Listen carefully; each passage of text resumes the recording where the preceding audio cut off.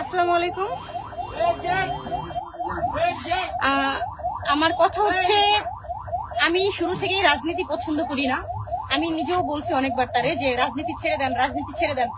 রাজনীতি আসলে, রাজনীতিতে যে উপকারের বদলে, মানুষের উপকারের বদলে অপকার বেশি হয়। হ্যাঁ, তাহলে সেই ক্ষেত্রে আলোমতো ঘোষণা দিচ্ছে সে রাজনীতি ছেড়ে দিচ্ছে।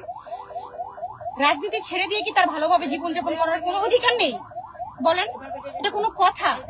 আজকে তার পুরা শরীরে স্কেল দিয়ে হাত কেটে পার মধ্যে বাইরে এই হাত কেটে, মানে কেমন অবস্থা? এটা কোনো কথা? এটা কেমন দেশে আমরা বাস করতেছি? এটা বলেন, কোনো মানুষের যদি নিরাপত্তা না থাকে, আজকে তারে মহানগর না কোথায় আফতাবনগরের মতো একটা জায়গায় যদি এইভাবে হামলা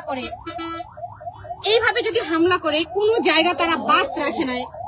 দেখেন এই যে হাত কি করছে, দেখেন বাইরে ভেঙে ফেলতে চাইছে। তাহলে কোন দেশে আমরা বসবাস করি? কিভাবে আমরা ঘুমাবো নিশ্চিন্তে? বলেন, কিভাবে আমরা নিশ্চিন্তে ঘুমাই?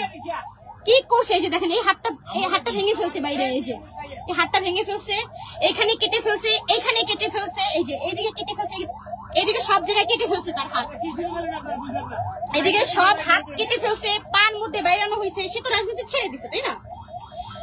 অতীতে যা করছে সব বাদ দিয়ে সে এখন স্বাভাবিকভাবে জীবনযাপন করতে চাচ্ছে, কিন্তু না, করা যাচ্ছে না। অতীতেও যেমন তার উপরে হামলা করছে, এখনো হামলা করতেছে, হাত কেটে রাখে নাই।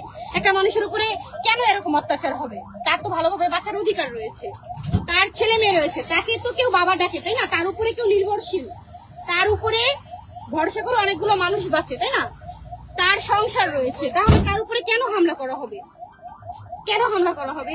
আমরা কোন দেশে বসবাস করতেছি? কেন এরকম করা হবে? সে তো রাজনীতি ছেড়ে দিয়েছে। রাজনীতি আমি নিজেও পছন্দ করি না, সেও রাজনীতি ছেড়ে দিয়েছে। তাহলে এইভাবে হামলা করার মানেটা কি? কেন? একটুকু আত্মা কাঁপে না? একটুকু কি খারাপ লাগে না? এইসব মানুষের? দেখেন হাতগুলো কিভাবে ভেঙে ফেলছে, দুইটা হাতই ভেঙে ফেলছে, হাতগুলো কেটে ফেলছে, পার মধ্যে বাইরানো হয়েছে। এগুলো কিভাবে পারে? এগুলা কোন সন্ত্রাসী? এগুলা সবাই